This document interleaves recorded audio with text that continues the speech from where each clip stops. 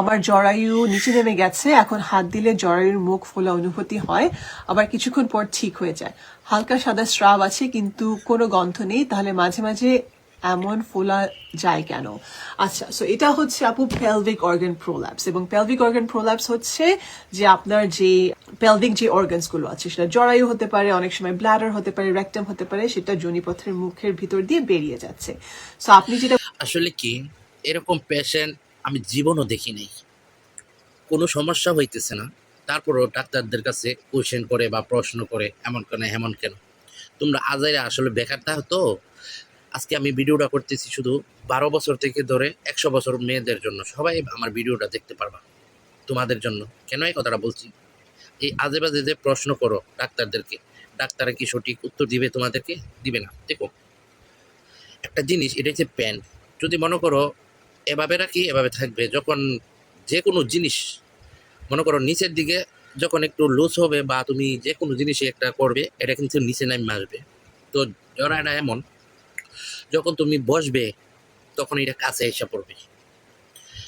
এটা কোনো সমস্যা না, এটা হচ্ছে স্ক্যান, যে চবরি জাতীয় জিনিস। কারণ এটা হচ্ছে একটা জরাটা এমন একটা জিনিস মুরগার গিলার মতো।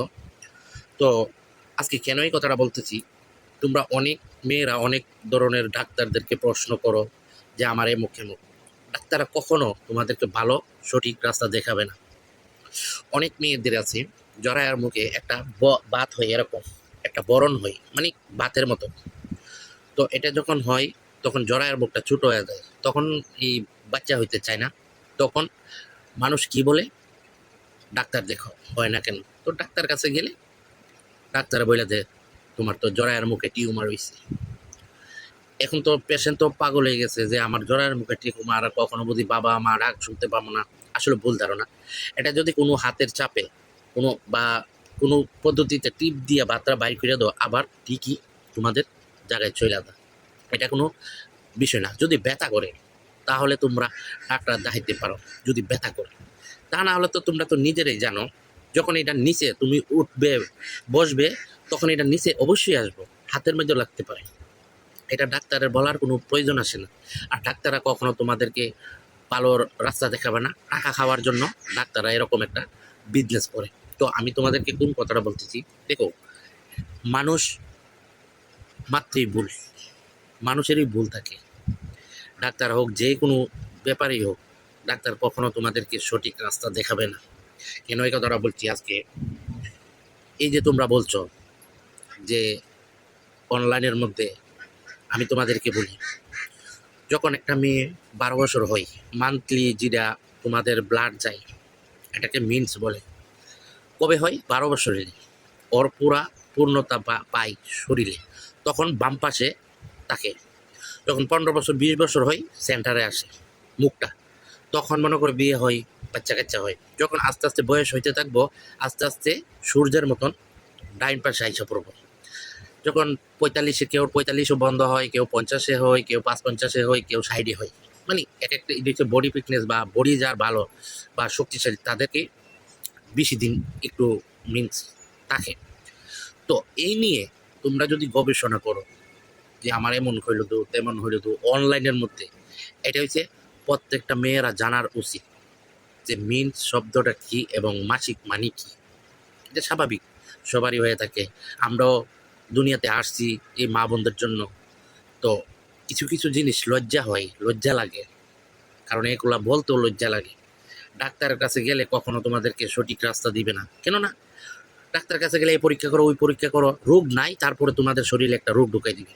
ডায়াবেটিস না থাকলেও তোমাদেরকে একটা ডায়াবেটিস ঢুকাই দিবে, বলবে আছে 2-3% কম পাওয়ারের বুড়ি দিয়ে দিই, কয়েকটা দিয়ে দিবে। 1 সপ্তাহ 15 দিন পরে দেখবা তোমার শরীরে ভারী হয়ে গেছে, এই আস্তে আস্তে মরণের পথে চলে যাবে। এই জন্য তোমাদের কাছে একটা কথা বলবো, কোনো বোন, কোনো মা এই ধরনের ডাক্তারের কাছে যাবে, খুব সতর্ক থাকবে। ওরা কখনো বলবে না যে তোমার শরীরে রোগ নেই। প্রত্যেকটা ডাক্তার বলবে শরীরে রোগ আছে, এটা নো ওইটা নো। কারণ ওরা তো মানুষ মারতে চায়, মানুষকে বাঁচাইতে চায় না। এই জন্য আজকে আমি কেন বলছি, ওরা কিতাব পইরা ডাক্তার হয়েছে, বুঝতে পারছো? এই জন্য আমি বলতেছি কিতাবের উপরে আজকাল ভরসা করো না। ডাক্তার হয়েছে বিদায় স্যাম্পার নিয়ে বইছে, অনলাইনে কয়েকটা ডায়লগ মাইরা দিছে, আর তোমরা পাগল হয়ে এরকম শুরু করছো। বলার বাইরে। যাই হোক, আমার কথাগুলো বোঝার চেষ্টা করবে কেন, এটা স্বাভাবিক। স্কিন আমাদের যখন শরীরে চবড়ি আছে, তো এরকম হতেই পারে, নিচে আসবে এটা, এটা তোমরা আসলে বুঝবে না। অনেক মেয়েরা এটা বলতে পারবো না কি জিনিস এটা, ঠিক আছে? তো আশা করি আমার কথাগুলো বোঝার চেষ্টা করবে।